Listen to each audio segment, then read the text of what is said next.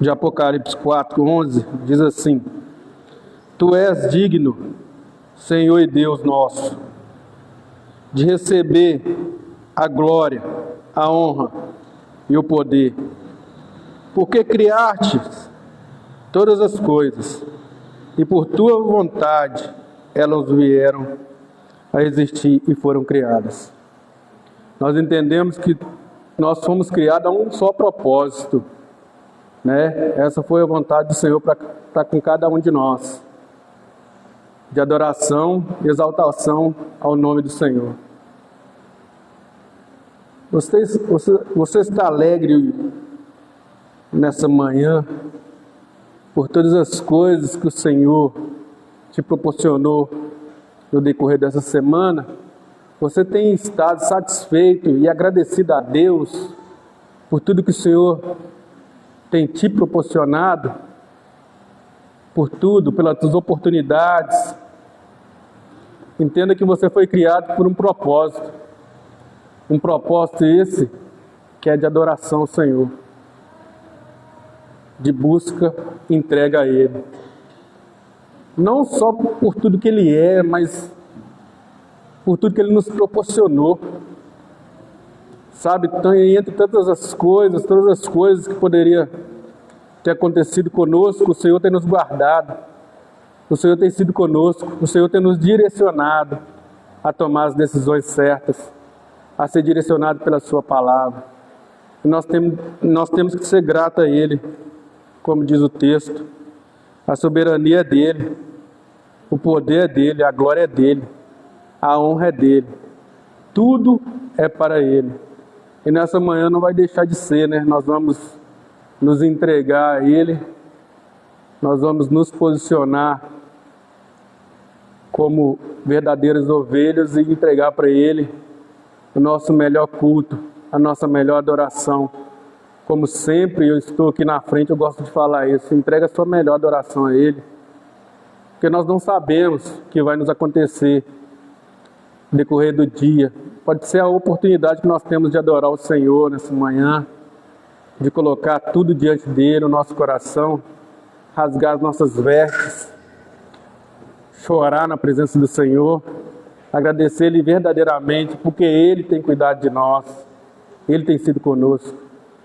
Então que você se posicione da sua forma, mas com muito temor e tremor na presença do Senhor nessa manhã. Vamos orar? Senhor, graças nós te damos, ó Pai, por essa manhã. Sabe, Deus, o Senhor tem cuidado de nós. O Senhor, Deus, tem nos guardado. E nós, Senhor, estamos diante do Senhor, que é o Deus Santo, um Deus poderoso, um Deus que nos guarda, um Deus que tem todo domínio e soberania, toda a sua soberania, Senhor. E nessa manhã nós queremos nos posicionar diante do Senhor com alegria, ó Deus, com ações de graça, entregar para o Senhor o nosso melhor culto, que o Senhor possa receber, Senhor, que o nosso culto, Senhor, possa subir até o Senhor como perfume agradável ao Senhor, às suas narinas, e que o Senhor, ó Deus, possa nos responder como te convém, ó Pai. Nós pedimos a Ti, receba o nosso culto, a nossa adoração. Tudo que vai ser feito aqui nessa manhã, Senhor, é para engrandecer o Seu nome, para engrandecer o Senhor que reina. Ó Deus, Tu és santo, Pai. Que o Senhor possa coordenar todas as coisas nessa manhã. É o que nós oramos, em nome de Jesus. Amém. Vamos ler a lei de Deus em Deuteronômio.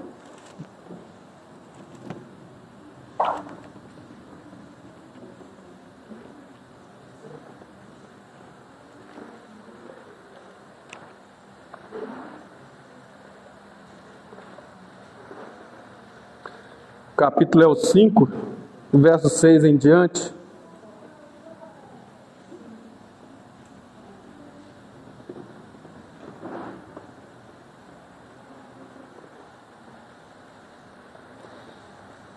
Deuteronômio 5,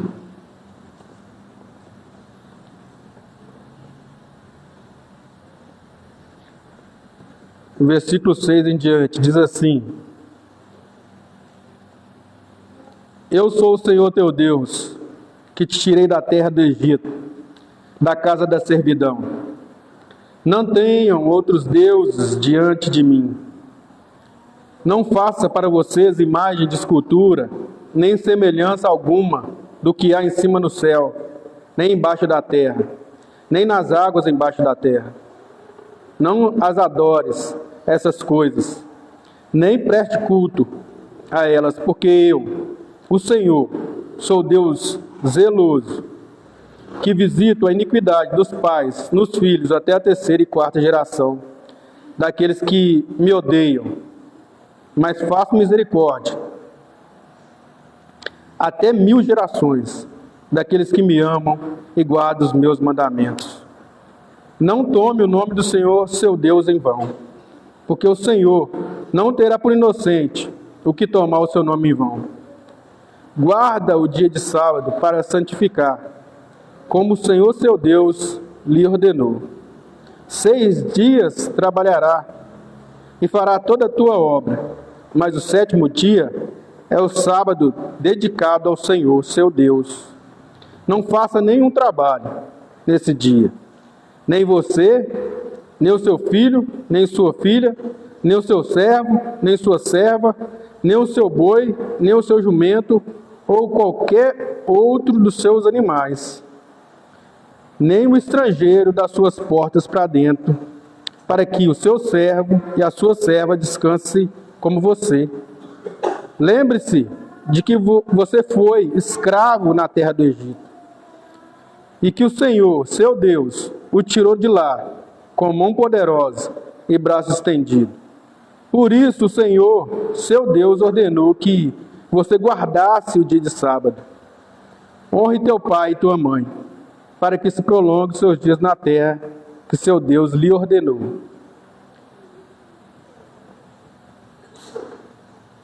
Não mate, não cometa adultério, não furte, não dê falso testemunho contra o teu próximo, não cobice a mulher do teu próximo, nem deseje a casa do teu próximo, nem o seu campo, nem o seu servo, nem sua serva, nem o seu boi, nem o seu jumento, nem coisa alguma que pertença a seu próximo. Nós olhamos, lemos e temos a noção e temos a ciência de que, de alguma forma, nós quebramos um desses mandamentos ou todos eles. O que nos resta nessa manhã? Nos arrepender. Porque o Senhor nos guardou no decorrer dessa semana toda, Ele esteve conosco. Mas nós entendemos também que nós quebramos a lei dele, nós pecamos, uns em uma área, outros em outra. Nós entendemos que nós quebramos e falhamos diante do Senhor. Que nós precisamos nos arrepender diante de tudo que nós fizemos contra a palavra dele. Que você nessa manhã verdadeiramente possa não ter remorso, possa se arrepender verdadeiramente, porque o remorso vai fazer com que você cometa os mesmos pecados no dia de amanhã. Que você possa se arrepender e largar e alcançar misericórdia, como diz a palavra do Senhor. Que você possa se arrepender nessa manhã diante de Deus, diante de tudo que você cometeu de erro, que eu cometi, que a igreja toda cometeu, quebrando o princípio estabelecido por Deus. Que você possa se arrepender. Eu vou te dar 1 minuto para que você ore. Se arrependa verdadeiramente, irmão. Diante de tudo, de todas as coisas, se arrependa. É o que nos resta. Vamos orar? Ore você, em seguida eu vou fazer uma breve oração de arrependimento. Vou te dar 1 minuto.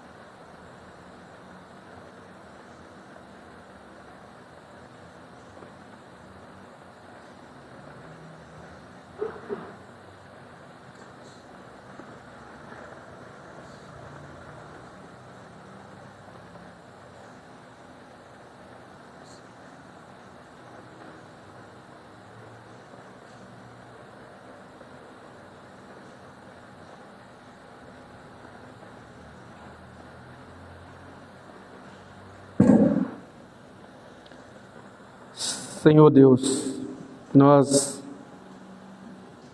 estamos diante do Senhor, que é um Deus misericordioso.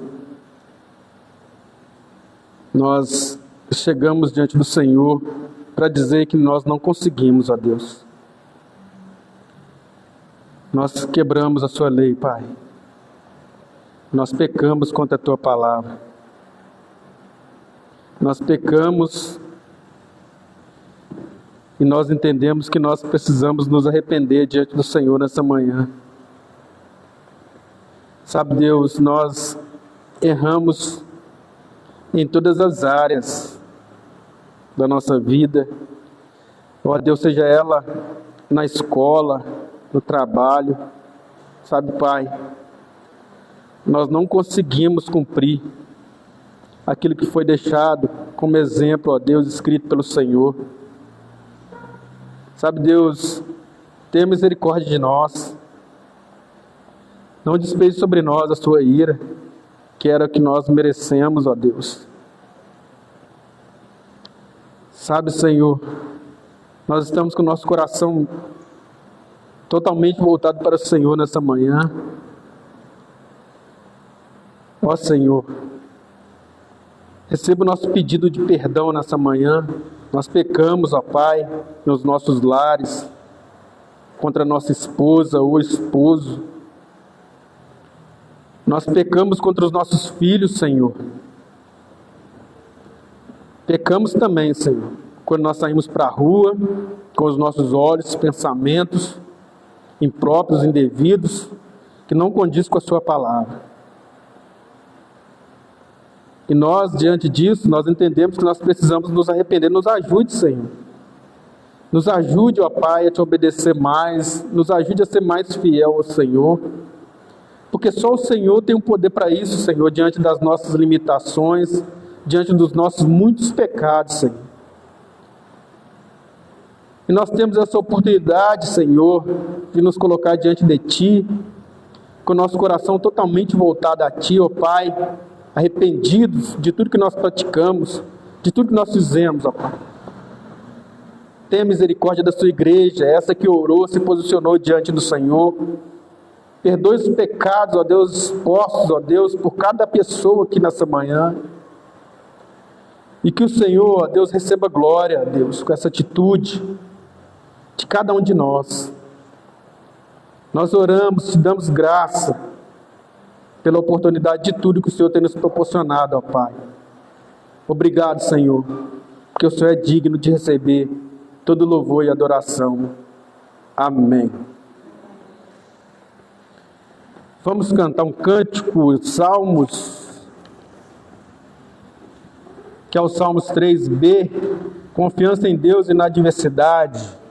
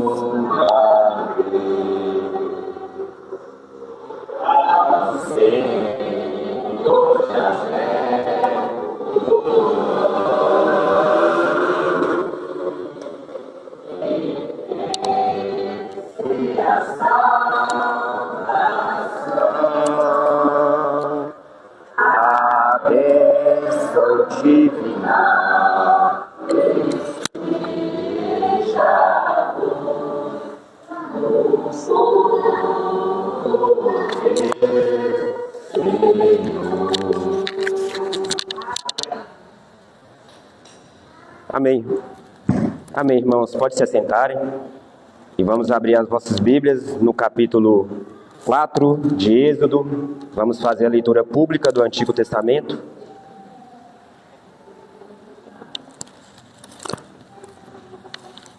Sempre nos atentando que aqui Deus, como já foi dito hoje, a Trindade está 100% empenhada com o seu povo na libertação. Aqui nós veremos sombra da obra redentiva, que se completa em Cristo, com os braços fortes e estendidos.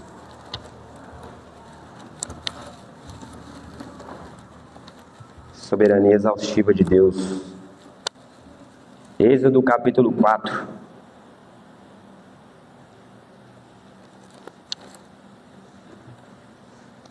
Todos acharam?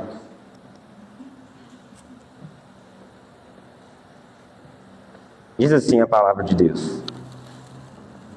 Respondeu Moisés: mas eis que não crerão, nem acudirão à minha voz, pois dirão: o Senhor não te apareceu. Perguntou-lhe o Senhor: que é isso que tem nas mãos? Respondeu-lhe: um bordão. Então lhe disse: lança-o na terra. Ele o lançou na terra, e o bordão virou uma serpente. E Moisés fugiu dela. Disse o Senhor a Moisés: estende a mão e pega-lhe pela cauda. Estendeu ele a mão, pegou-lhe pela cauda, e ela se tornou um bordão.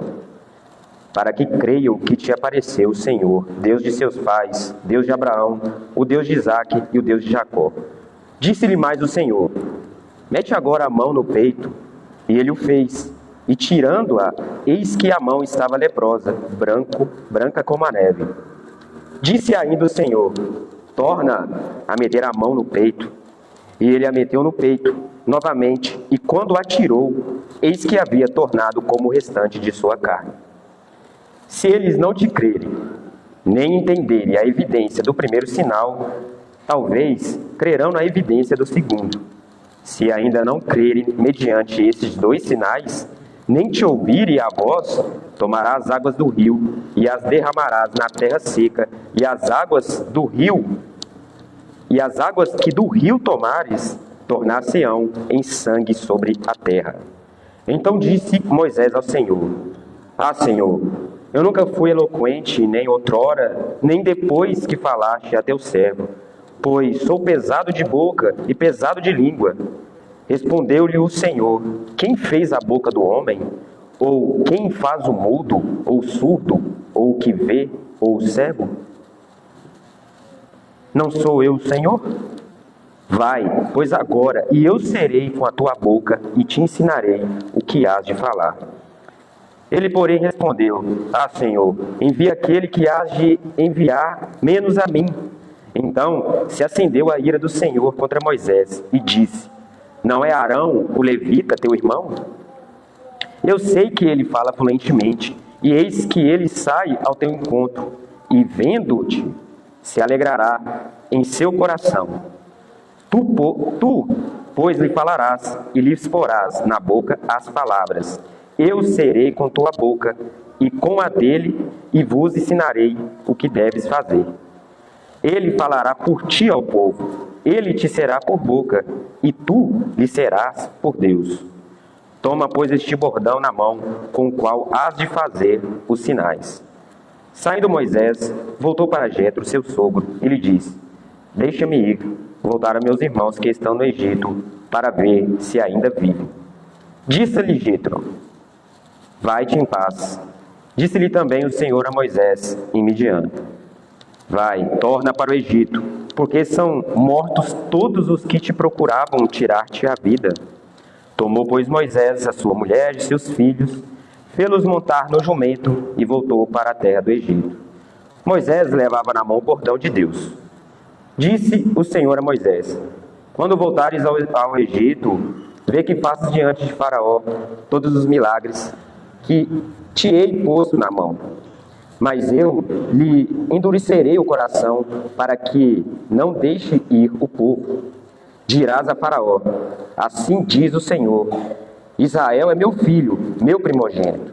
Digo-te, pois, deixa ir meu filho, para que me sirva. Mas se recusares deixá-lo ir, eis que eu matarei teu filho, teu primogênito. Estando Moisés no caminho, numa estalagem, encontrou-se o Senhor e o quis matar. Então Zípora tomou uma pedra aguda, cortou o prepúcio de seu filho, lançou-se aos pés de Moisés e lhe disse: Sem dúvida, tu és para mim esposo sanguinário. Assim, o Senhor deixou. Ela disse: Esposo sanguinário por causa da circuncisão. Disse também o Senhor a Arão: Vai ao deserto para te encontrares com Moisés. Ele foi e, encontrando no monte de Deus, o beijou. Relatou Moisés a Arão todas as palavras do Senhor com as quais a enviara e todos os sinais que lhe mandara. Então se foram Moisés e Arão e ajuntaram todos os anciãos dos filhos de Israel. Arão falou todas as palavras que o Senhor tinha dito a Moisés, e este fez os sinais à vista do povo, e o povo creu. E tendo ouvido que o Senhor havia visitado os filhos de Israel, eles viram a aflição, inclinaram-se e adoraram. Até aqui é a palavra do Senhor. Nós vamos fazer, como de costume, e como ordena as Escrituras, orar para as autoridades constituídas na nossa nação. Eu vou fazer a oração dos irmãos em seus assentos. Orem em silêncio.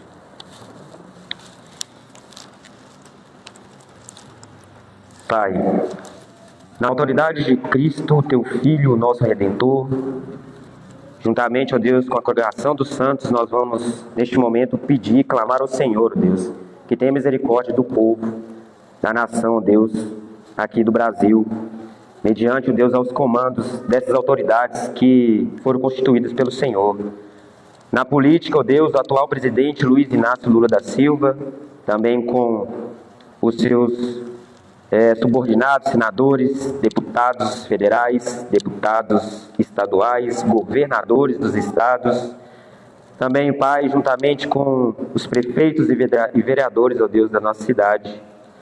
Ó Pai, nesse cenário político, ó Deus, nós sabemos que muita coisa há de errado e nós sabemos, ó Deus, que há muitos homens, ó Deus, que estão procurando se alimentar a si mesmo, ó Deus. E também, ó Deus, nós sabemos que tem homens que estão querendo fazer a coisa certa, mas que o Senhor, ó Deus, derrame tanto a tua justiça também quanto a tua ira sobre estes homens, ó Deus, que o Senhor venha nos ajudar no comando desses homens e que a corrupção, Deus, venha ser varrida no meio desses homens, que venham cair sobre ele o juízo, ó Deus. E ajude também esses homens que estão tentando, ó Deus, trazer a melhora que será, ó Deus, em benefício do teu povo. Pai, eu também peço, ó Deus, as autoridades constituídas na segurança pública do nosso país, Exército, Marinha, Aeronáutica, policiais federais, rodoviários federais, os policiais civis, policiais militares, os policiais, os guardas civis, ó Deus, das nossas cidades, e também os policiais penais. Que o Senhor, ó Deus, possa ajudar estes homens a cumprir o que foi ordenado, dando justiça, ó Deus, ao inimigo, e também conduzindo e trazendo, Deus, de volta os seus lares e as suas famílias. Ajude esses homens e essas mulheres. E nós te agradecemos também, ó Deus, pelos meios que o Senhor tem usado para a nossa segurança, a saber que o Senhor, ó Deus, é a nossa segurança máxima, Deus. E este é os meios que nós entendemos que o Senhor usa, por isso nós te agradecemos, ó Deus. E nós pedimos por estes homens e essas mulheres que estão exatamente neste momento cumprindo suas funções. Assim como também, ó Deus, as autoridades da saúde, médicos, enfermeiros, técnicos de enfermagem, cirurgiões, obstetras, ó Deus, mulheres que estão juntamente com homens trabalhando, exercendo, ó Deus, essas funções.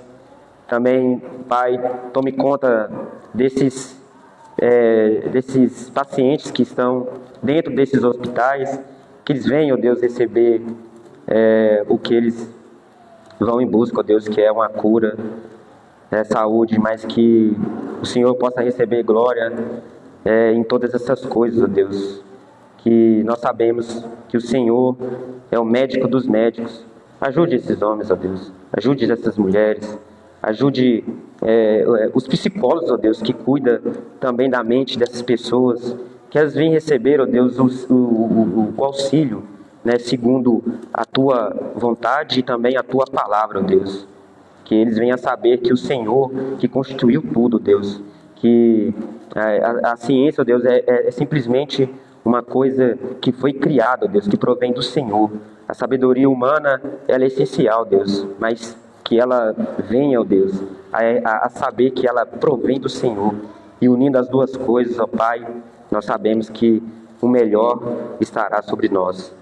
E assim, ó Deus, eu também peço pelas as autoridades, ó Deus, constituídas no nosso país, eclesiásticas. Ó Pai, nós sabemos que todas as autoridades constituídas para o Senhor não existe melhor e nem pior uma que a outra, Deus, mas nós sabemos que vem entender que a eclesiástica, ó Deus, tem uma utilidade maior, ó Deus, e porque é o meio que o seu evangelho, ó Deus, chega até a nós. Nós sabemos, ó Deus, que há muitos falsos ministros, ó Pai, mas nós sabemos, ó Deus, que sobre esses falsos ministros irá cair a ira do Senhor.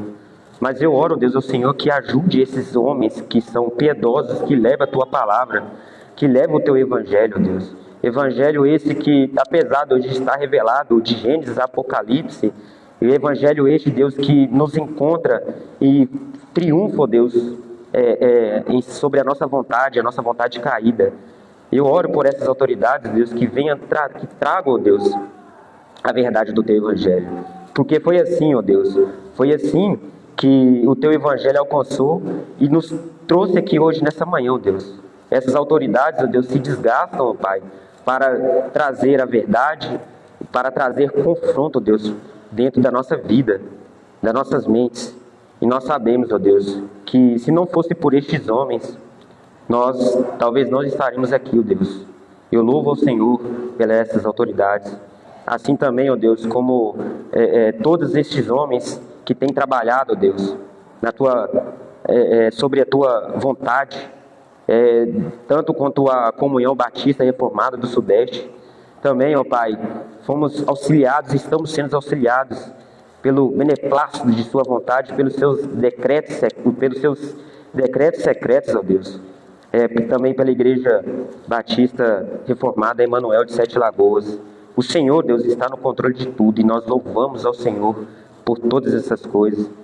Presidente Josué Meninel, assim, ó Deus, também como o pastor Renan, agora, Deus, juntamente com o pastor Tiago, aqui nos auxiliando. Deus, louvado seja o Teu nome por estes homens. Muito obrigado, Deus. Ajude-nos, ó Deus. Ajude-nos a ser, ó Deus, submisso em primeira instância à Tua palavra e também a estes homens, Deus, que nós sabemos que são autoridades, ó Deus, constituídas pelo Senhor. Que nós venhamos, ó Deus, a deixar os nossos corações, ó Pai, abertos, ó Deus, à Tua verdade. Cuide de nós, ó Deus. Cuide das crianças aqui. Cuide dos adolescentes, dos jovens, dos casais, das gestantes, dos enfermos, dos idosos, de nós adultos, pais, mães, Deus, nos ajude, envia recurso, ó Deus, para manter. Nós sabemos que é importante também os recursos. Louvado seja o Senhor, porque essa congregação, ó Pai, são compostas por membros que fazem parte do corpo de Cristo. Ó Deus, iniciou ali, Deus, na varanda da casa de uma família e está aqui, porque o Senhor assim quis, ó Deus. Prove ao Senhor nos trazer aqui, e louvado seja o Teu nome. Cuide de nós, cuide também dos irmãos que não estão presentes aqui, que estão viajando, Deus. Assim como o Senhor levou até a última instância, que o Senhor traga, ó Deus. Traga-o de volta para que eles possam retomar, ó Deus, as suas vidas, primeiramente louvando e engrandecendo o Teu nome. Assim, ó Deus, eu oro no Teu nome, no nome do Teu Filho, Cristo Jesus. Amém. Irmãos, vamos ao segundo cântico da Palavra de Deus, no Salmo 8. Vamos nos colocar de pé em reverência ao nosso Deus. Se trata da glória divina e a divindade do Filho do Homem. Louvamos com alto e bom tom.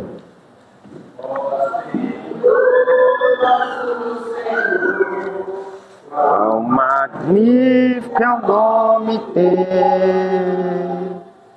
em toda a terra, ó Deus. Quão magnificente é Tua majestade, excelsa, expusestes, pois, no céu, expusestes, pois, no céu, e da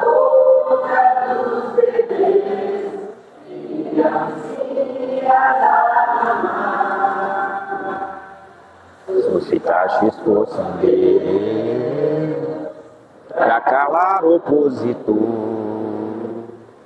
e também emudecer o inimigo vingador. O inimigo é o vingador. Quando olho para os céus, criação dos dedos Teus, luas, estrelas no lugar estabelecidas lá, e o homem o que é que te lembres e visites o que o Filho do Homem é, do que anjos feito foi por um povo que então melhor, e de glória e homem coroaste o homem sim, sobre as obras da tua mão o domínio tu lhe deste, e puseste tudo aos pés, as ovelhas e os bois e o campo, os animais e as aves lá do céu, peixes, tudo que há no mar. É Teu nome, ó Senhor, Senhor nosso em toda a terra, quão magnificente é. Amém. Irmão, pode se sentar.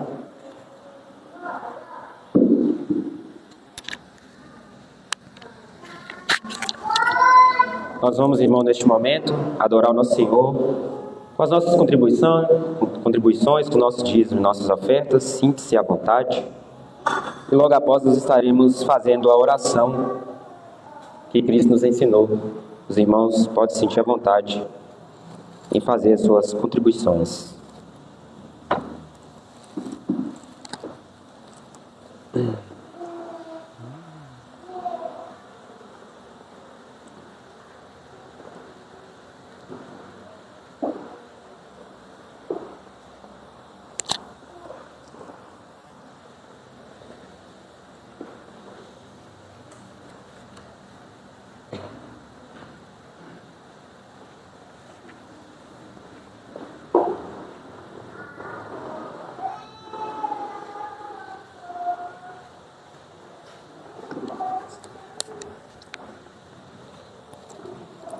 Irmãos, sobre nossos pés, vamos orar ao Senhor, aquele que puder.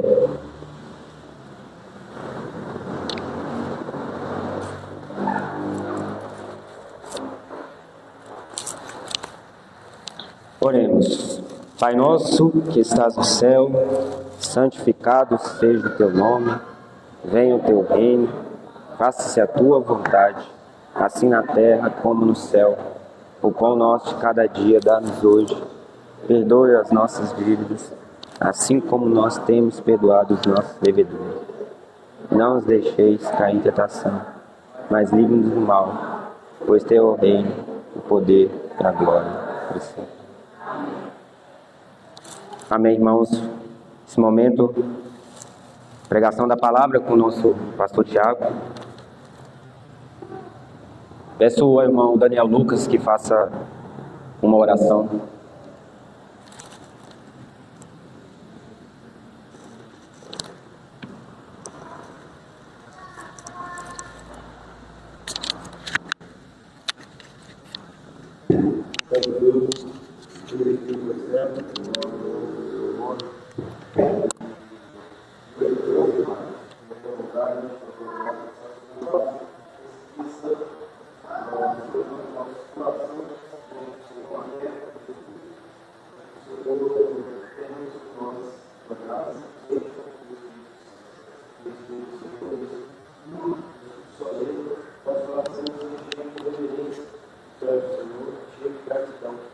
Nosso coração seja voltado pelo Senhor, para o Senhor. Nesse momento, Senhor, use agora a vida do pastor Tiago, Senhor, escute a sua palavra, Senhor, para nos edificar essa vida local, para que o seu nome sempre seja agradecido e a sua igreja seja edificada em nome de Jesus. Amém. Amém.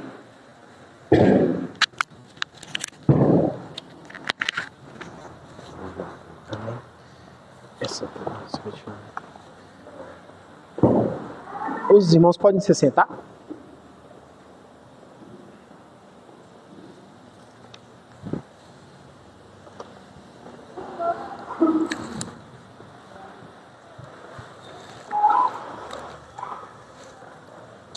Deixa essas cartas aqui.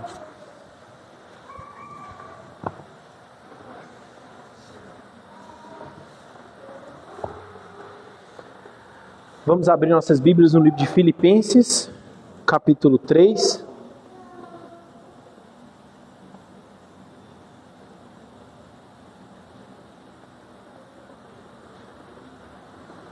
Agora eu acertei, que mais cedo eu já errei os livros, quantos livros tem na Bíblia, eu falei 64 e falei também, errei Mateus, né?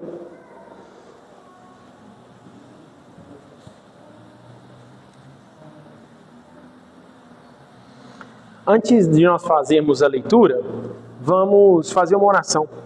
Só fechar seus olhos. Vamos pedir a Deus graça nessa noite. Senhor, a palavra do Senhor, ela é viva e eficaz. Ela é capaz de discernir pensamentos, intenções do coração. E atingir o mais profundo do nosso ser, a nossa alma. Ela é capaz de nos levar ao arrependimento. Ela é capaz de nos conduzir à verdade do Evangelho. Nós te pedimos, Senhor, que o Senhor age dessa forma em nós, por meio da palavra do Senhor, nos levando, Deus, não só ao arrependimento, mas também nos encorajando a mantermos firmes, sendo cristãos sérios, reverentes, Deus, e homens e mulheres cheios do seu Santo Espírito.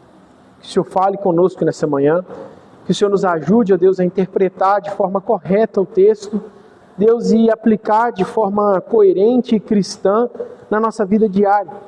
Porque o conhecimento que não gera frutos, que não promove uma transformação de vida, de nada tem valor. E é o que nós te pedimos. Nós sabemos que o Senhor se faz presente aqui no nosso meio. E te pedimos a tua mão e a tua graça. Em nome de Jesus. Amém. Irmãos, antes de nós fazermos a leitura, eu queria de forma muito breve tentar resumir o capítulo 1 e o capítulo 2 do que nós já vimos de Filipenses, né? Para então nós olharmos para o capítulo 3. O capítulo 1, ele tem como ponto principal o verso 21, né? Que é quando Paulo ele está preso nesse contexto, né? E Paulo ele não sabe qual é o resultado do julgamento que ele vai se apresentar diante de César, né? Ele não sabe se ele vai viver ou se ele vai morrer. O que o aguarda? E aí no verso 21 do capítulo 1, Paulo diz assim: porquanto para mim o viver é Cristo e o morrer é lucro. Então Paulo ele mostra no capítulo 1 a supremacia de Cristo, a primazia de Jesus Cristo na sua vida, em detrimento dela, né? Paulo está dizendo que para mim não me importa se eu vou viver ou morrer. Se eu viver, eu viverei para Cristo e para a glória desse Cristo. E se eu morrer, eu estarei com esse Cristo. Então, o que importa é a supremacia desse Cristo em detrimento da minha vida ou morte. E esse é o ponto principal do capítulo 1. Quando nós vamos para o capítulo 2, o versículo 4 é o ponto principal, é o tema central do capítulo 2. Que ele vai dizer assim: não tenha cada um em vista o que é propriamente seu, senão também cada qual o que é dos outros. Paulo agora ele chama os irmãos de Filipos a andarem em comunhão. Ele destaca a comunhão da igreja local, né? Ele mostra que cada irmão não tem que pensar em si, nos seus próprios interesses, mas um pensar no interesse do outro. E assim a igreja caminha de forma firme e forte, né?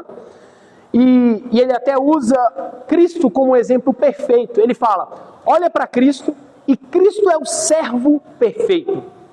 O próprio Deus se encarna e vem para nos servir. E nós temos de refletir o caráter desse Cristo. Portanto, nós temos de servir um ao outro. Se Cristo serviu, nós também temos de servir um ao outro, né? E agora, quando nós olhamos para o capítulo 3, Paulo vai tratar da presença de falsos mestres no meio da igreja, né? Homens que estão aqui tentando minar e dividir a igreja de Filipos. Esses falsos mestres, eles estão disseminando falsas doutrinas e falsos ensinos no meio do povo. Lobos disfarçados de ovelhas, né? Que estão se infiltrando no rebanho de Deus e agora estão tentando destruir o aprisco do Senhor, de dentro para fora. É isso que está acontecendo. E nós não podemos achar que esse problema está restrito à igreja de Filipos e está tudo certo. Não. Esse problema é muito atual e pertinente, né? Mais cedo nós falamos sobre a questão do legalismo. E essa é um grande problema da igreja hoje. O que não falta são falsos mestres, maus obreiros, como Paulo vai dizer, que tentam destruir a igreja de dentro para fora, que tentam disseminar doutrinas falsas, que interpretam de forma errada as Escrituras e tentam impor fardos sobre as ovelhas, fardos que nem mesmo a Bíblia coloca, que tentam oprimir o povo de Deus, né? E é contra esses que Paulo vai exortar no capítulo 3. Com isso em mente, vamos fazer a leitura do texto. A partir do verso 1 diz assim: quanto ao mais, meus irmãos, alegrai-vos no Senhor. A mim não me desgosta, e é segurança para vós outros que eu escreva as mesmas coisas. Acautelai-vos dos cães, acautelai-vos dos maus obreiros, acautelai-vos da falsa circuncisão, porque nós é que somos a circuncisão, nós que adoramos a Deus no Espírito, e nos gloriamos em Cristo Jesus, e não confiamos na carne. Bem que eu poderia confiar também na carne. Se qualquer outro pensa que pode confiar na carne, eu ainda mais. Circuncidado ao 8º dia, da linhagem de Israel, da tribo de Benjamim, hebreu de hebreus, quanto à lei, fariseu, quanto ao zelo, perseguidor da igreja, quanto à justiça que há na lei, irrepreensível. Mas o que para mim é lucro, isso considerei perda por causa de Cristo. Sim, deveras considero tudo como perda, por causa da sublimidade do conhecimento de Cristo Jesus, meu Senhor, por amor do qual perdi todas as coisas, e as considero como refúgio para ganhar a Cristo, e ser achado nele, não tendo justiça própria, que procede de lei, senão a que é mediante a fé em Cristo, a justiça que procede de Deus, baseada na fé, para o conhecer, e o poder da sua ressurreição e a comunhão dos seus sofrimentos, conformando-me com ele na sua morte, para de algum modo alcançar a ressurreição dentre os mortos. Louvado seja Deus pela sua palavra. Paulo, ele antes de começar a sua exortação, ele inicia dizendo para os irmãos se alegrarem em Cristo. Ele dá uma sugestão, né, uma ordem direta. Alegrem-se no Senhor, né? Ele diz no verso 1, quanto mais, meus irmãos, alegrai-vos no Senhor. Mas o que é interessante é que o próprio apóstolo, nos capítulos anteriores, ele testifica no capítulo 2 que Jesus foi glorificado como Deus. Ele testifica a divindade de Cristo. Jesus é o próprio Deus. E Ele é o nosso Redentor. E aí, por esse motivo, os irmãos deveriam se alegrar. Os irmãos deveriam estar felizes e se regozijar no Senhor por esse motivo. Porque Jesus é o próprio Deus, Ele é o cumprimento da promessa eterna. Então isso por si só já é motivo de se alegrar. Problemas tem, mas problema nós vamos resolver. Mas vamos nos alegrar no Senhor. A alegria cristã, ela não pode estar condicionada a circunstâncias favoráveis, a ausência de problema. Não pode ser. A alegria do crente ela tem que ser uma pessoa. E essa pessoa é o próprio Cristo, né?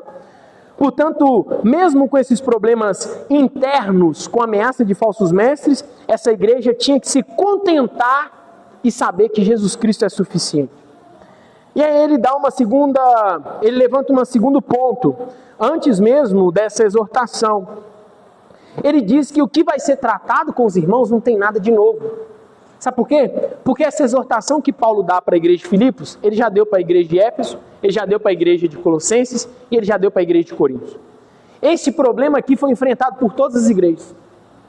Então ele já disse isso e provavelmente os irmãos de Filipos já haviam ouvido sobre esse assunto. Mas tem uma lição que nós aprendemos aqui com essa exortação. Sabe o que é? Nunca é demais ouvir a verdade de Deus. Nunca é demais. Sempre há necessidade de ouvir repetidas vezes os fundamentos do Evangelho. Por isso o cristão zeloso, ele lê a Bíblia reiteradas vezes. De Gênesis a Apocalipse, ele volta em Gênesis de novo e ele vai fazer isso por toda a sua vida. Porque é necessário ter contato com as leis de Deus, com as promessas desse Deus e com as verdades desse Deus constantemente.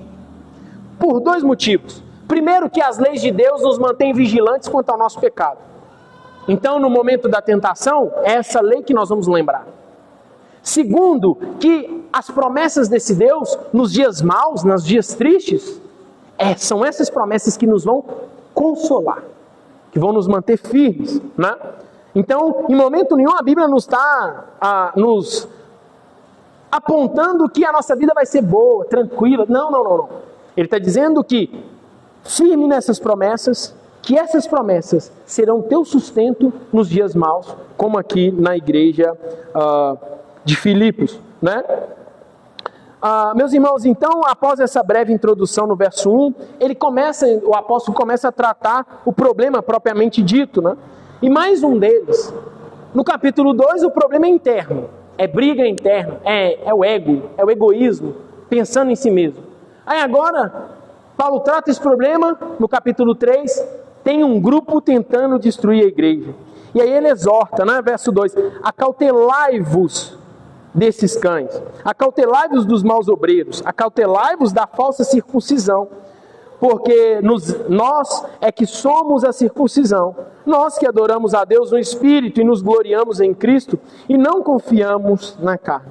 Olha como Paulo ele é incisivo, até de maneira repetitiva, né? Acautelai-vos, acautelai-vos, acautelai-vos. Cuidado com esses falsos mestres, cuidado com esses falsos obreiros, cuidado com esses cães que estão no meio de vocês, que eles estão querendo destruir a igreja. Quando nós olhamos uma outra versão, o verso 2 ele fica um pouco mais claro, porque talvez a gente pode entrar numa ideia de que ele está falando com três grupos, aqueles que se comportam como cães, os falsos obreiros e os falsos mestres, mas não. Todos esses são a mesma pessoa, um grupo específico. Na linguagem de hoje, o verso 2 está assim, cuidado com o que fazem coisas más, esses cachorros que insistem em cortar o corpo, se mantenham vigilantes. Esse grupo, meus irmãos, que está dentro da igreja de Filipos, disseminando esses falsos ensinos, são os judaizantes.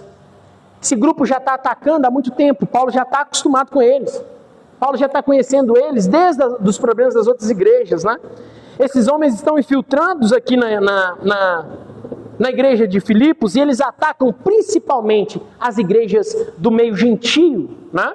O evangelho se expande e agora alcança os gentios e esses homens, esses judaizantes, começam a atacar essas igrejas que são plantadas no meio gentio. E aí eles começam a ensinar o falso ensino, apresentando como a circuncisão na carne como uma condição indispensável para a salvação.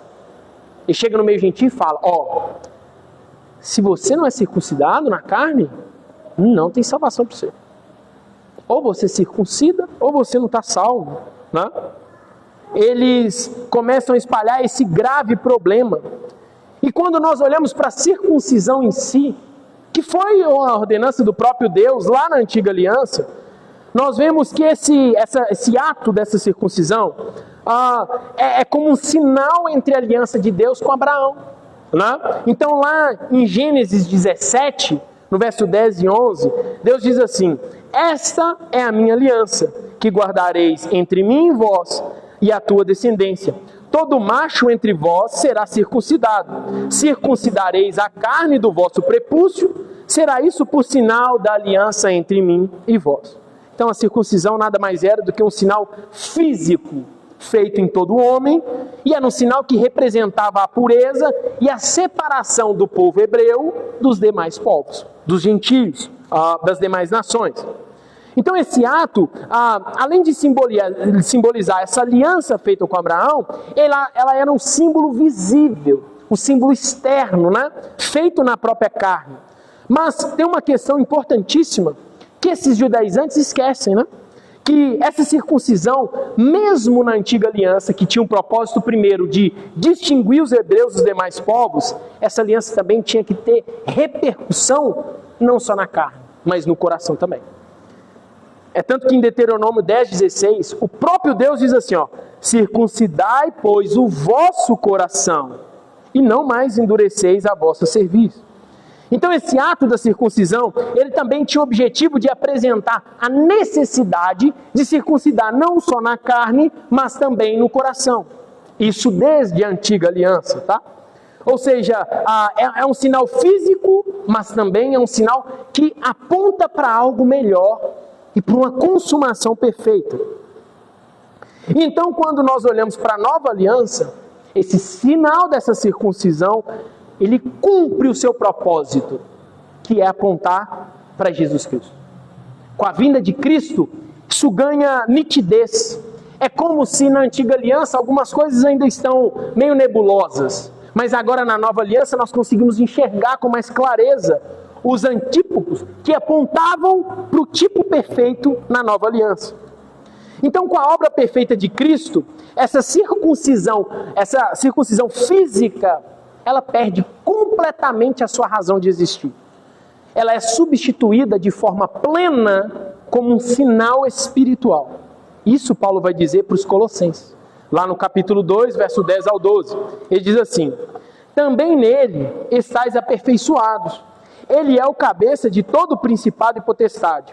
Nele também, em Cristo também, fostes circuncidados, não por intermédios de mãos, mas no despojamento do corpo da carne, que é a circuncisão de Cristo, tendo sido sepultados juntamente com ele no batismo, no qual igualmente fostes ressuscitados, mediante a fé no poder de Deus, que o ressuscitou dentre os mortos.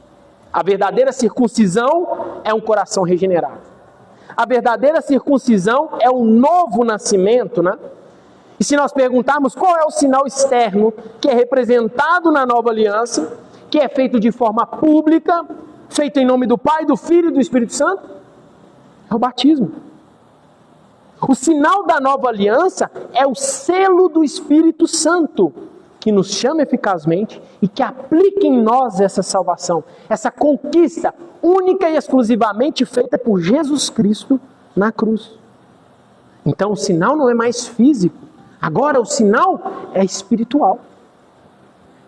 O Espírito Santo é o selo dessa promessa em nós. E nós publicamente dizemos que fomos chamados e selados pelo Espírito Santo por meio do batismo. O batismo nada mais é do que isso. É professar a fé de forma pública. É externar para os outros o que já aconteceu no seu coração. O batismo não tem nada místico de que, se colocar uma piscina aqui, na hora que eu mergulhar, os pecados vão ficar... Não, lógico que não. Apenas é uma evidência do que já aconteceu no coração. O povo de Deus não é mais uma descendência étnica. O povo de Deus não é mais apenas os hebreus descendentes de forma sanguínea e genética de Abraão, que foram circuncidados no 8º dia do seu nascimento. Não. O povo de Deus é aquele que é circuncidado no coração, que nasceu de novo, que é templo do Espírito Santo, que nutre fé na mediação desse Cristo. Então a pessoa que ela foi salva de maneira graciosa, ela assume isso publicamente, né? No meio congregacional, mostrando para todos e dizendo, eu fui salvo. E quando nós voltamos para o nosso texto, esses judaizantes estão negando essa verdade. Eles estão tentando impor uma obrigatoriedade que não existe mais no meio dos gentios, dizendo que essa circuncisão ela é uma condição indispensável para a salvação. Esses homens estão tentando trazer para dentro da igreja ritos religiosos que já foram abolidos, que já cumpriram com o seu fim. E sabe qual que é o problema disso? É que através desses falsos ensinos, eles estão mostrando que a salvação não é pela fé. A salvação não é pela fé, não é por Cristo, é pela circuncisão também. Cristo não é suficiente, é necessário circuncidar. Então, logo, Cristo não é o único caminho. Porque se existe outro, ser circuncidado. A salvação é apresentada por esses homens como uma dependência do esforço humano, de uma obra da carne. A doutrina da salvação está sendo atacada de forma veemente aqui. Está sendo duramente atacada. Ao invés de graça exclusiva da parte de Deus, esses homens estão apresentando um misto de favor divino e de mérito humano. Ou seja, está tudo distorcido. Eles estão destruindo o ensino de Paulo, as cartas que Paulo entregou, eles estão distorcendo isso. E eles estão infiltrando no meio do povo e estão apresentando isso para o povo. Estão tentando incutir, é como se Paulo vai em Coríntios, na hora que Paulo sai, esses homens chegam. Paulo escreve cartas para Éfeso, na hora que Paulo sai, esses homens vão. Agora em Filipos, eles estão lá de novo. Esses homens, ao invés de somarem, eles estão prejudicando o corpo. Ao invés de trabalharem em prol do reino, eles estão trabalhando em desfavor do reino. Perceba que aqui eu não estou colocando o problema na circuncisão em si. Principalmente naquele contexto. Não. O problema está entre trocar a graça de Deus por um rito físico. Esse é o grande problema. O problema está em se vangloriar numa incisão na carne, ao invés de uma mudança genuína de coração, né? E ao se deparar com esse problema, Paulo preso, ele se irrita profundamente com isso. Ele age com veemência, com dureza, com firmeza. Não se trata pessoas que estão tentando destruir o rebanho de Deus, se trata com firmeza. É isso que Paulo faz. Por isso que ele começa usando esse termo tão forte. Cuidado com esses cachorros. E aqui o cachorro não pode ser nós lembrarmos do nosso cachorrinho em casa. Bonitinho, cheirosinho. Não. Cachorro aqui no ano 61, que é quando essa carta é escrita, no ano 61 depois de Cristo, esses cães são animais impuros, selvagens. São animais desprezíveis, animais que comem lixo, resto mortal. Se os irmãos verem lá a Jezabel, quando ela é morta, quem vai lá comer os restos dela? É os cachorros. Então Paulo está falando nesse sentido. Paulo está intensificando aqui o tom, ele está subindo o tom da conversa. Ele está falando o quão desprezível, asqueroso, o quão nojento é o que esses homens estão fazendo no meio da igreja, né? Tentando incutir esse falso ensino. E aí então Paulo continua. Ele dá essa exortação para eles tomarem cuidado. E agora o próximo passo é fazer um contraste. Ele já chamou esses homens de cachorros, falsos mestres e falsos obreiros. Aí agora ele faz um contraste com o verdadeiro cristão. E aí ele vai comparar isso.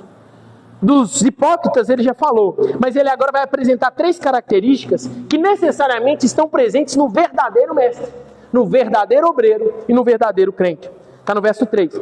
Porque nós é que somos a circuncisão, nós que adoramos a Deus no Espírito, e nos gloriamos em Cristo Jesus, e não confiamos na carne. E esses são os 3 argumentos de Paulo. O verdadeiro cristão é um verdadeiro adorador, o verdadeiro cristão se gloria em Cristo, e o verdadeiro cristão, ele não confia na sua própria carne e nas suas próprias ações. E aí eu gostaria de, juntamente com os irmãos, pensar em cada um desses pontos. O primeiro deles é que o cristão é um verdadeiro adorador. Mais uma vez, o segredo não está na adoração em si, mas o segredo está em quem e como nós adoramos. Porque qualquer adoração que não é centrada no próprio Deus é idolatria e é pecado. E nós temos que tomar muito cuidado com isso. Porque sabe qual que é o problema da idolatria? O problema da idolatria não é se adorar em imagem de barro. Isso aí está na cara, né? Isso aí está muito fácil. O problema da idolatria não é se adorar seu carro, sua casa, seu dinheiro. Não, isso aí está claro para nós. Mas sabe, o maior perigo da idolatria é um problema muito discreto e sigiloso. O maior perigo da idolatria é nós estarmos aqui, dentro da igreja, adorando um Deus que não é o Deus bíblico. E o que não falta para nós é capacidade pecaminosa para nós imaginarmos um Deus que é diferente do Deus bíblico e nós adorarmos esse Deus. Porque se nós adoramos um Deus que é amor, mas que não é justo, nós estamos adorando um falso Deus. Isso é idolatria. Se nós adoramos um Deus que te dá tudo que você pede, como um gênio da lâmpada, nós estamos adorando um falso Deus, que não é um Deus bíblico. Se nós estamos adorando um Deus que te aceita exatamente como você é, que o seu pecado não tem problema, nós estamos adorando um falso Deus. Deus não é um bom velhinho, não, que está sentado no seu trono, bonitinho, que ele chora quando você peca, você pecou. Um Deus que fica triste quando você falha. Não, esse não é o Deus bíblico. Adorar esse Deus é ser um idólatra. Porque o Deus bíblico é o completo oposto disso. O Deus bíblico, ele é justo. O Deus bíblico, ele é onipotente. O Deus bíblico, ele é irado contra o pecador. O Deus bíblico, ele abomina o seu pecado. Ele odeia o seu pecado. É um Deus que no devido tempo ele voltará. Mas ele voltará na figura do servo? Não. Esse Deus voltará com a sua espada desembainhada para pisar em Satanás e seus anjos, como também pisar nos ímpios e nos inimigos da igreja. Isaías usa uma figura, o profeta, no capítulo 63, uma figura muito forte. E ele fala que no dia da vingança, esse Deus virá e ele vai pisar nos ímpios como se pisa a uva no lagar. E o sangue dessas pessoas vão respingar nas suas vestes brancas. Olha, não parece ser um bom velhinho que chora quando você peca. Cuidado com quem nós adoramos. Um falso conhecimento bíblico, um conhecimento bíblico raso, te leva a adorar um falso Deus e te faz um idólatra aqui dentro da igreja.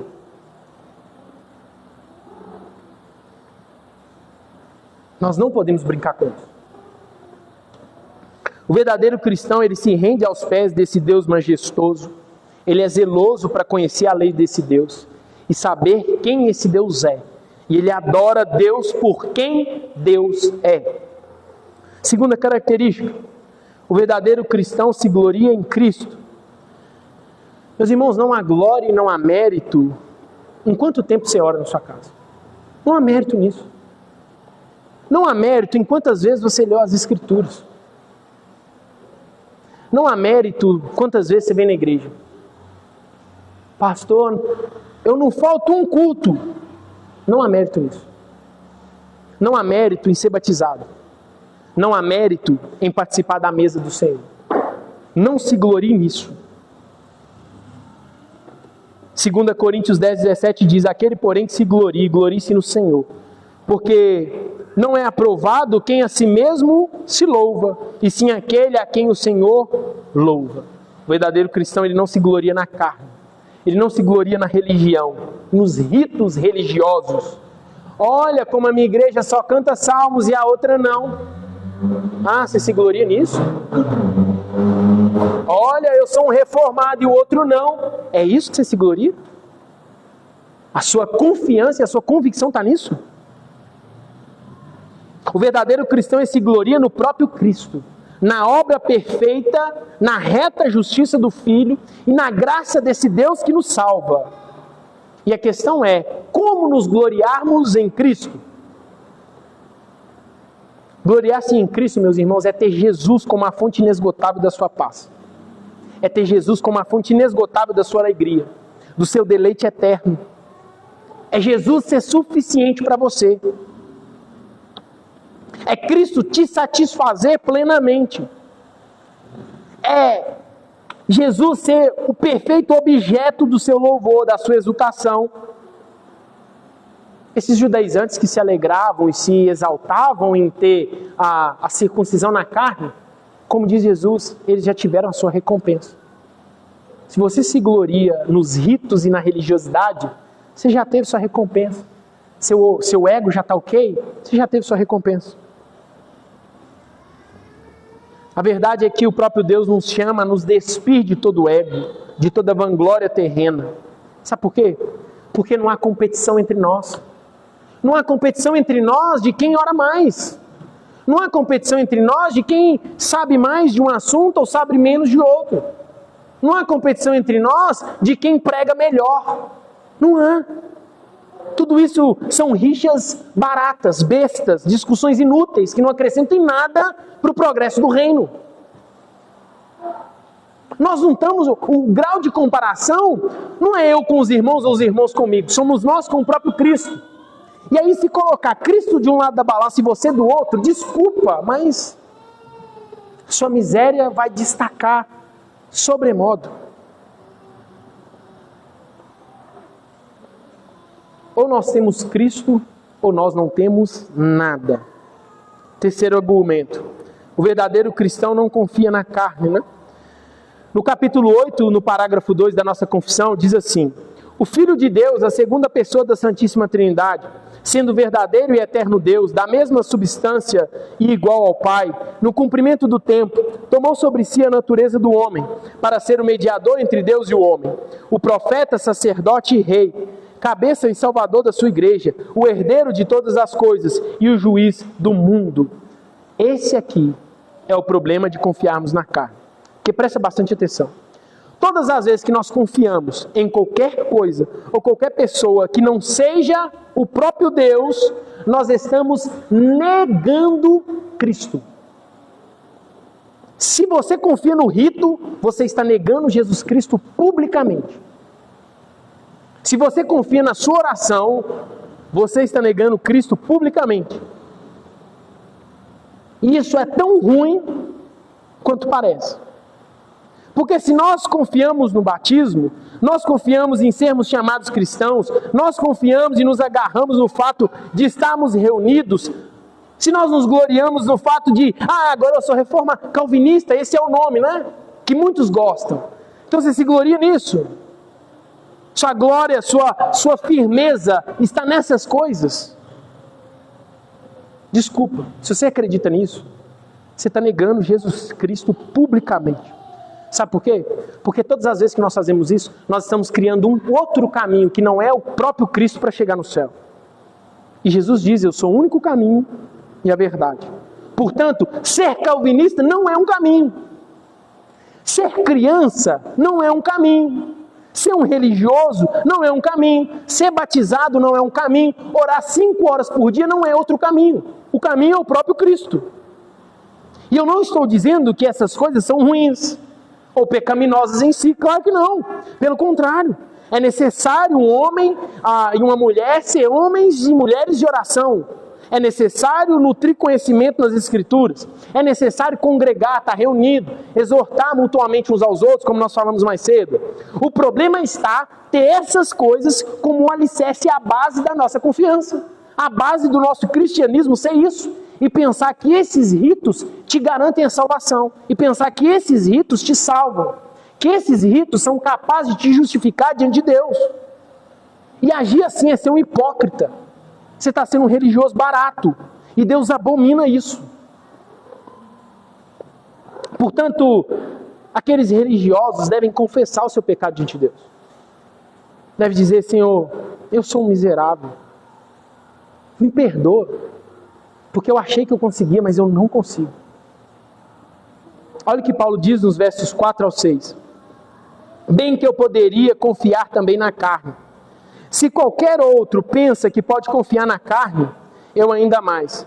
Circuncidado ao 8º dia, da linhagem de Israel, da tribo de Benjamim, hebreus de hebreus, quanto à lei, fariseu, quanto ao zelo, perseguidor da igreja, quanto à justiça que há na lei, irrepreensível.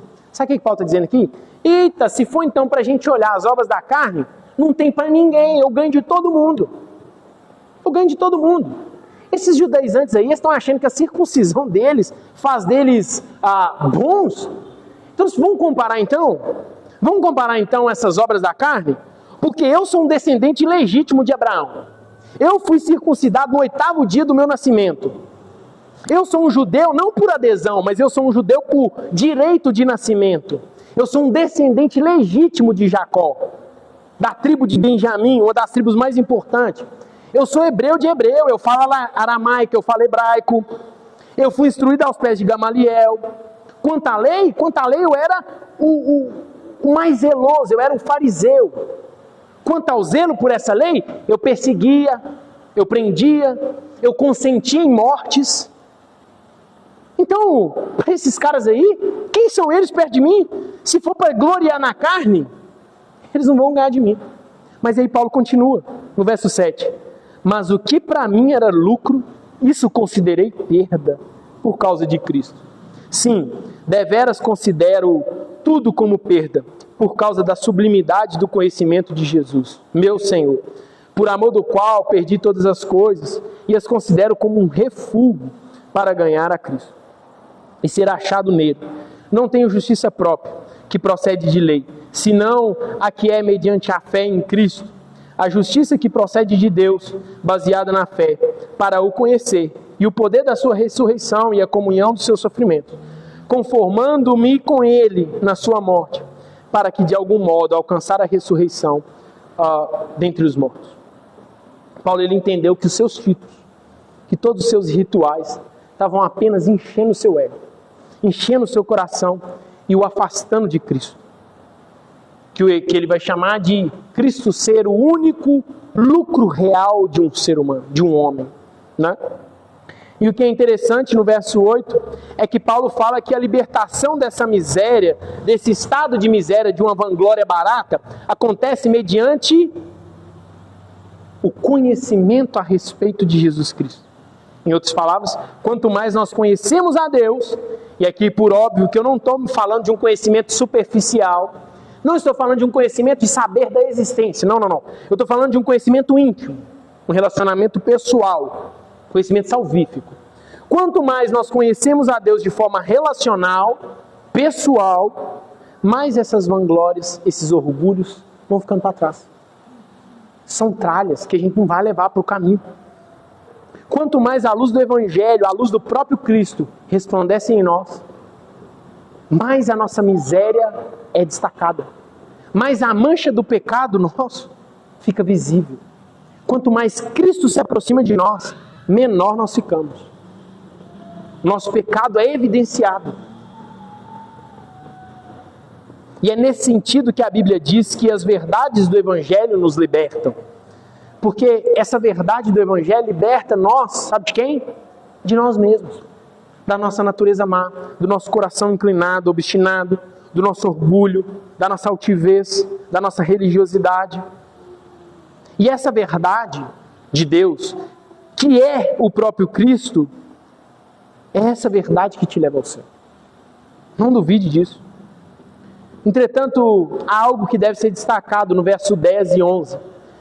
Paulo diz, para o conhecer e o poder da sua ressurreição e a comunhão dos seus sofrimentos, conformando-me com ele na sua morte, para que de algum modo alcançar a ressurreição dentre os mortos. O céu é uma realidade, meus irmãos. Isso é inegável. Mas do mesmo modo, preste bastante atenção, que a justiça de Cristo se estende a nós e nos justifica, nós também nutrimos comunhão com o sofrimento desse Cristo. E essa talvez seja uma parte que muito cristão não queria nutrir comunhão. Eu quero os benefícios da graça, mas nutrir comunhão com Cristo no sofrimento e na morte? Não, isso não. Mas essa é uma realidade para o verdadeiro cristão. Paulo vai dizer, né? Ele mostra que nutrir essa comunhão com o sofrimento de Jesus implicou para o apóstolo sofrer. Implicou para o apóstolo ser preso. Implicou para o apóstolo ser açoitado. Implicou para ele ser morto. Morrer por essa verdade. Nutrir comunhão também no sofrimento.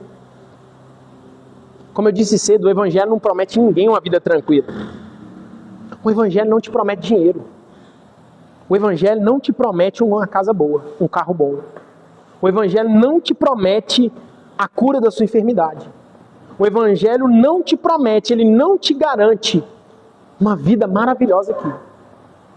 Se você está em Cristo procurando os benefícios terrenos, desculpa, você vai se frustrar. O que o Evangelho nos promete e nos garante é que se nós nutrirmos fé nesse Cristo, no sacrifício desse Cristo, nós ressuscitaremos com Ele, da mesma forma que Ele ressuscitou. Isso quer dizer que Deus não pode te curar? Pode. Pode. Quer dizer que Deus não pode abrir uma boa porta de emprego para você? Pode. Claro que pode. Mas se são essas coisas que te atraem, desculpa, isso não é suficiente. Cristo sim é suficiente. Enquanto nós estivermos aqui, nutrir comunhão com o sofrimento de Cristo, sabe o que significa? Que nós vamos adoecer. Sabe o que significa? Que nós vamos morrer. Que tragédias vão acontecer. Que nem sempre quando nós pedimos a cura virá. Que nem sempre quando nós pedimos tranquilidade e paz, isso acontecerá. A sua vida pode ser marcada pela tempestade, pela dor, pela lágrima, pelo luto, não importa. Se Cristo está com você, você pertence a Ele. E isso é suficiente. Isso é se alegrar no Senhor. Se alegrar no Senhor é no luto, se alegrar no Senhor.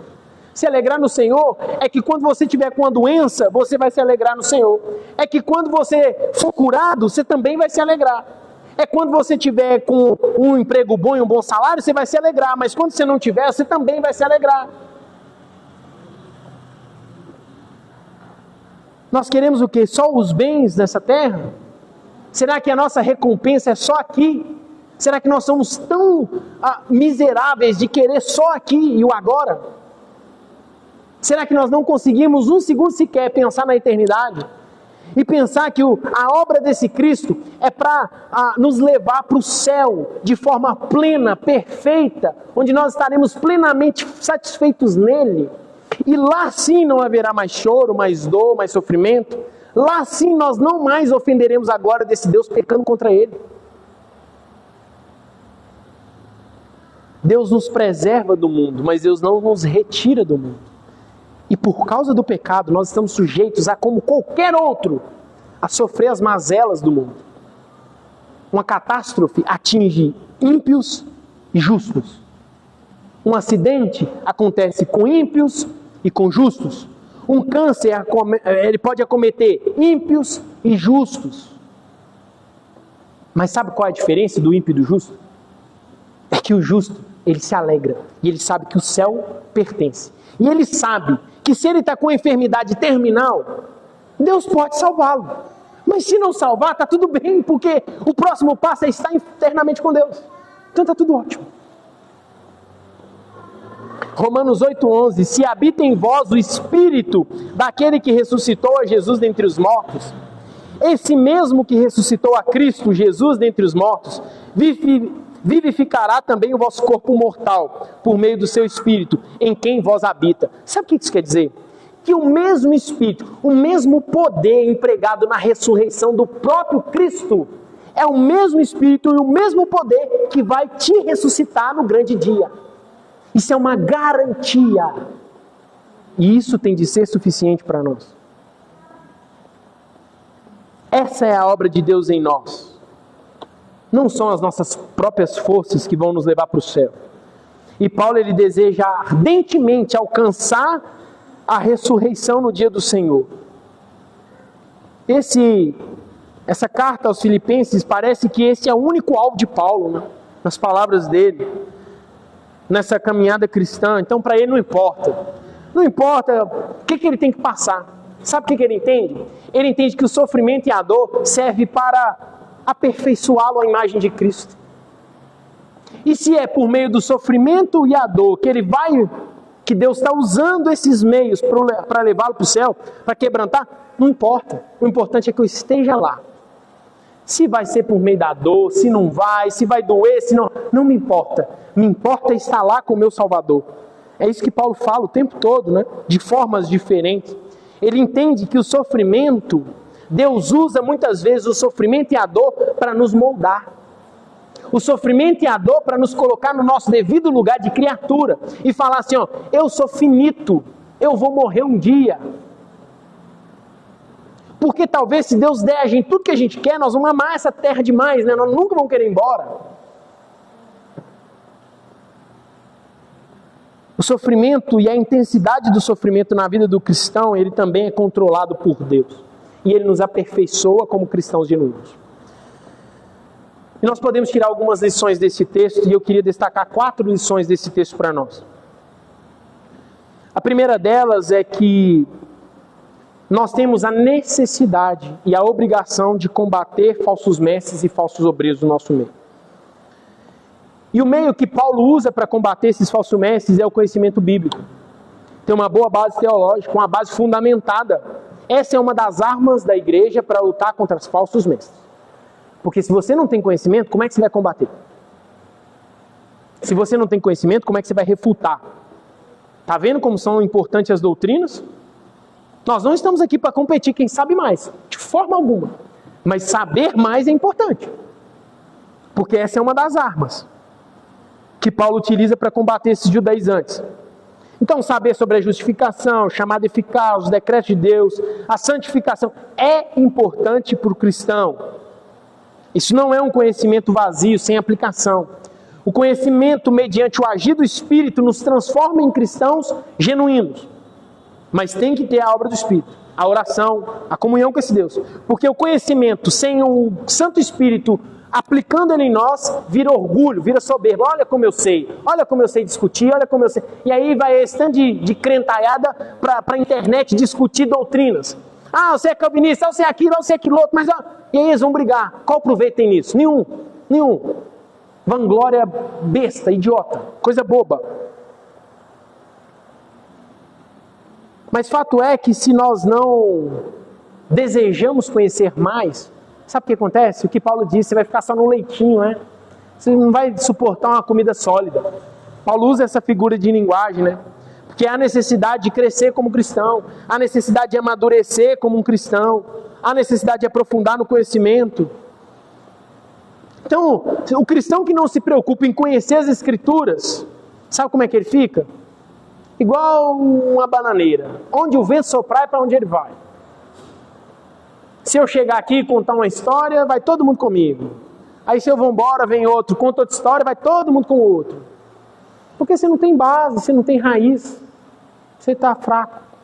Só no leitinho, você não tem solidez, você não sabe como argumentar, você não conhece nada. Às vezes tem cristão que ainda acha que o conhecimento é restrito ao pastor. Não, quem tem que estudar é o pastor. Porque o pastor vai me ensinar. E se o pastor cair e começar a te ensinar errado? O que você faz? Você vai para o buraco com o pastor?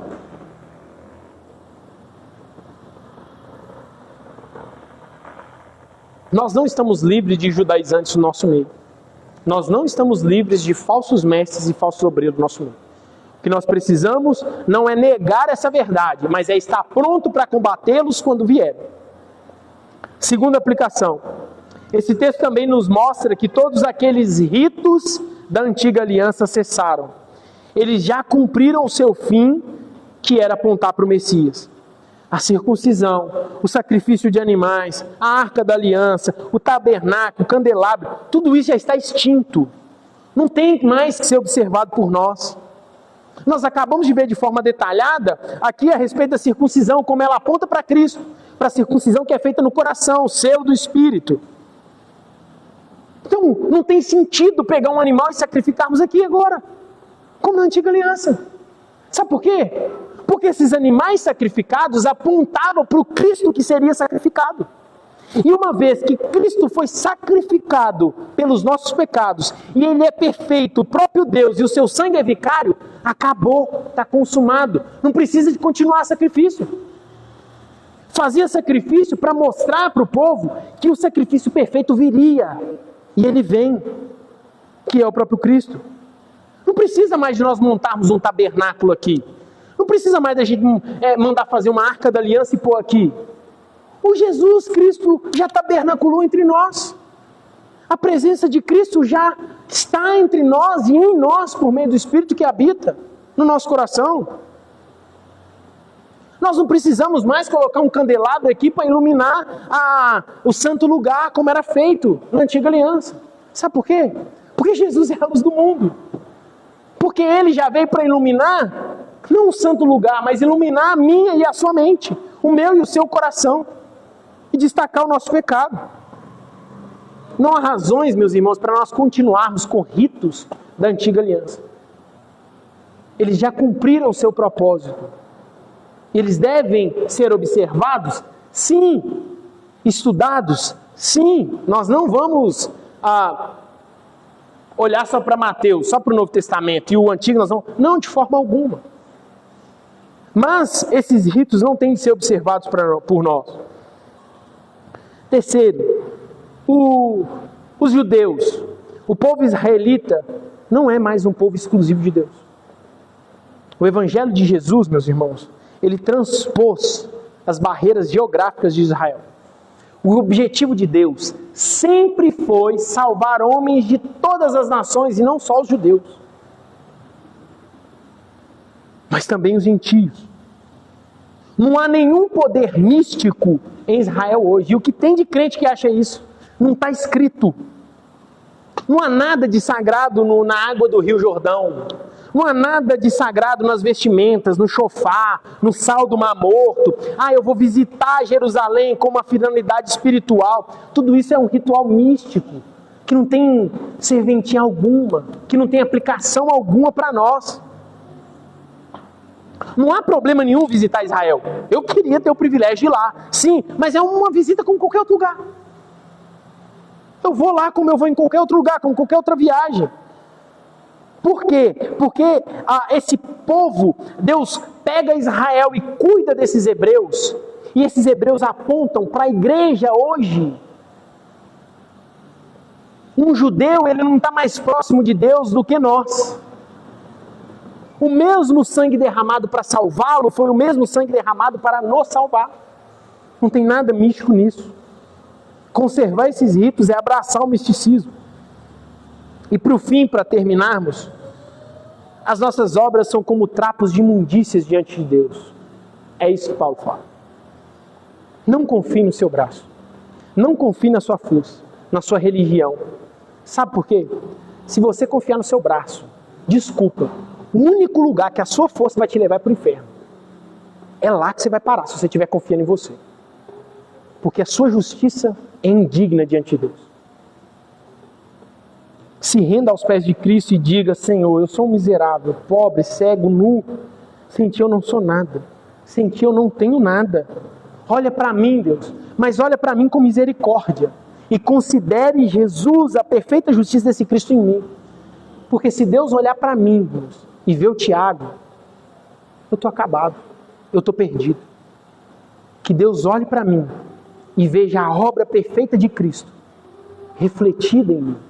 E aí sim, nós somos aceitos, amados e co-herdeiros dessa promessa eterna.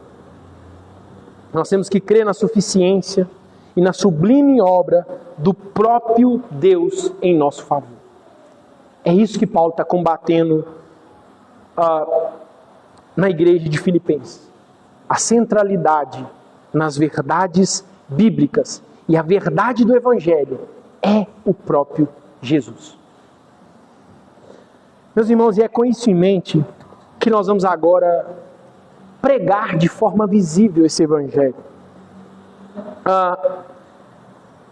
A ceia do Senhor, ela foi instituída pelo próprio Deus. E nós cremos que esse Deus se encarnou na pessoa do Filho. Que Ele caminhou de forma reta, justa. Que Ele subiu no madeiro e verteu o seu sangue precioso. E é isso que nós fazemos na mesa do Senhor. É muito mais do que um memorial da morte. Não. É também, mas não só isso. A ceia do Senhor é uma pregação visível. Nós estamos compartilhando. É no partir do pão que nossa fé é fortalecida. Quando nós ceiamos, nós estamos pregando de forma visível um para o outro. E dizendo, o meu Salvador é Jesus. Ele morreu por mim. E o céu me pertence por causa dessa obra bendita. E essa é uma ordenança de Deus para que nós comunguemos juntos até que o Senhor venha. Ou até que até que Ele nos leve, ou até que esse céu se abra e Cristo venha em glória. E aí nós não vamos precisar cear mais, porque nós já estaremos naquelas bodas do Cordeiro, não é verdade? Mas tem um problema.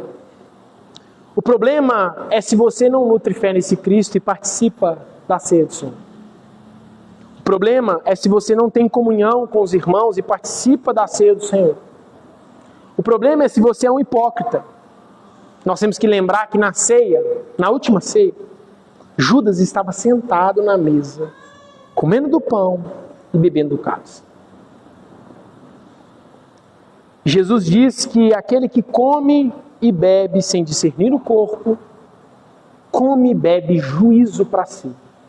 Se você não nutre fé nesse Cristo, se você está sendo um hipócrita, você está comendo e bebendo para a sua própria condenação. Esse ato vai ser uma das causas que Deus apresentará diante de você para te condenar no grande dia. É algo muito sério. É algo muito sério que nós fazemos aqui. Portanto, se você não é batizado, não participe da ceia. Portanto, se você não nutre fé nesse Cristo, não participe da ceia. Mas ao contrário disso, para aqueles salvos, que foram batizados, que professaram a fé, que são que nutrem comunhão com o corpo local, esse é um momento de grande alegria para nós. É um momento que alegra o nosso coração, que nos lembra do que Cristo fez por nós e nos lembra para onde nós vamos. Portanto, enquanto os irmãos vão distribuir os elementos, esteja em espírito, pense nos seus pecados, confesse ao Senhor, examine-se o seu coração, examine-se, pois o homem a si mesmo. Faça isso agora. Eu não posso fazer por você, é você quem tem que fazer. Você tem 1 minuto enquanto os irmãos distribuem o cálice e o pão.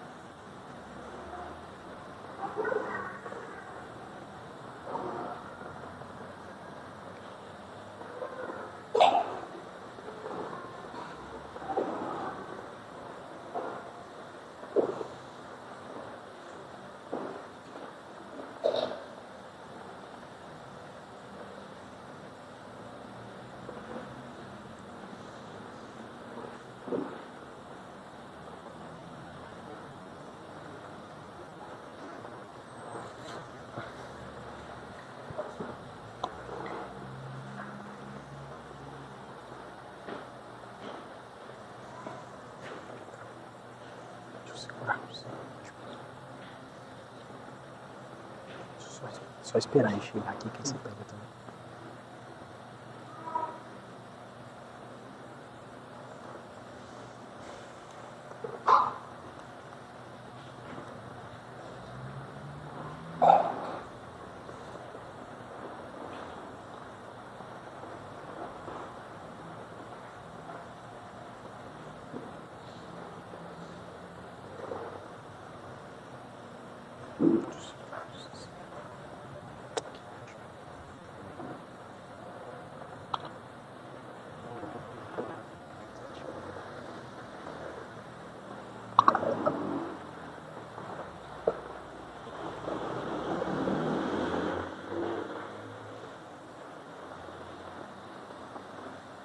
Em 1 Coríntios 11, 23 ao 26, diz assim: porque eu recebi do Senhor o que também vos entreguei, que o Senhor Jesus, na noite em que foi traído, tomou o pão e, tendo graças, partiu e disse: este é o meu corpo, que é dado por vós. Fazei isso em memória de mim. Vamos orar. Senhor, nós te agradecemos por esse momento maravilhoso, que nós, como a igreja do Senhor, uma igreja amada pelo Senhor, estamos aqui cumprindo o seu mandamento, Senhor, ceando, lembrando do que Cristo fez por nós, pregando visivelmente, cumprindo a sua ordem de pregar o Evangelho, estamos pregando de forma visível. Deus, e essa também é uma expressão nossa, de como nós desejamos a sua vinda, a sua volta, nós ansiamos para que isso aconteça. Deus, que o Senhor continue nos abençoando para a honra e glória do teu santo nome. Os irmãos podem comer o pão.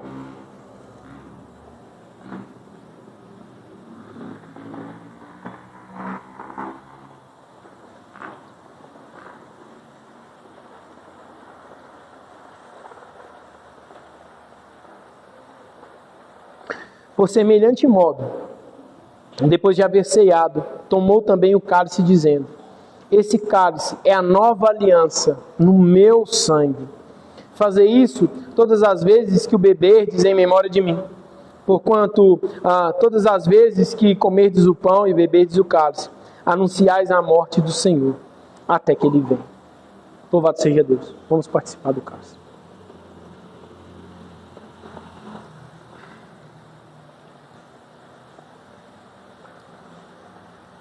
Irmão André, agradeça a Deus por nós, por esse momento.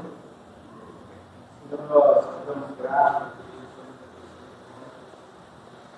agradecemos ao Senhor por esse momento, a nossa pregação,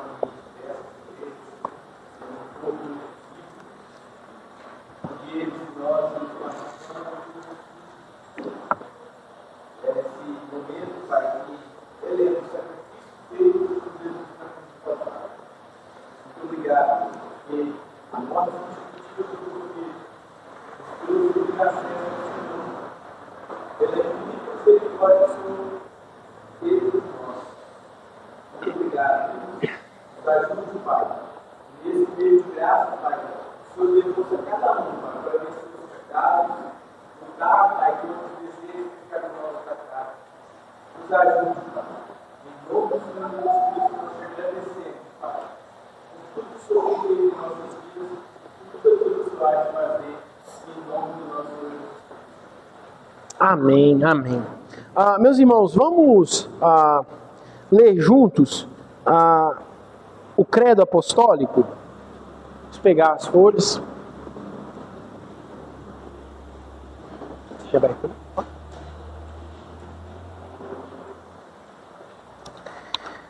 Vamos lá?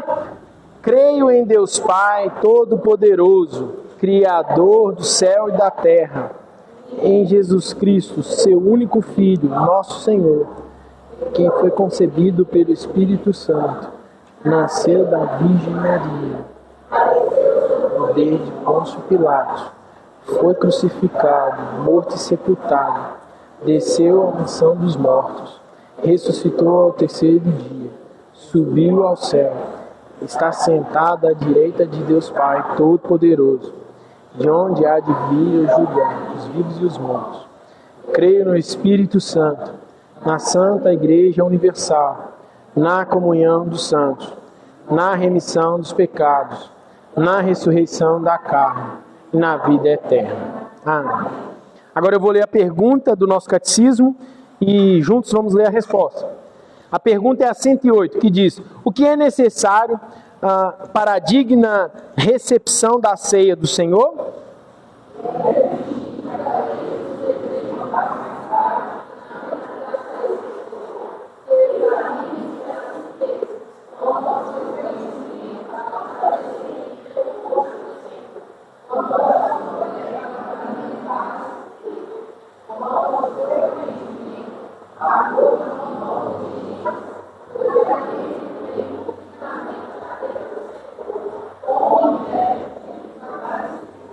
Louvado seja Deus. Como o irmão André já orou, vamos cantar o Salmo 90? Vamos juntos? Podem puxar, por favor, porque eu não... Roberta, puxa para nós, Roberta. Essa voz bonita. Para nós, durante todas as gerações, antes que os montes viessem a ser, antes da terra não existir, legal tu és, Senhor, sempre, sempre tu és Deus.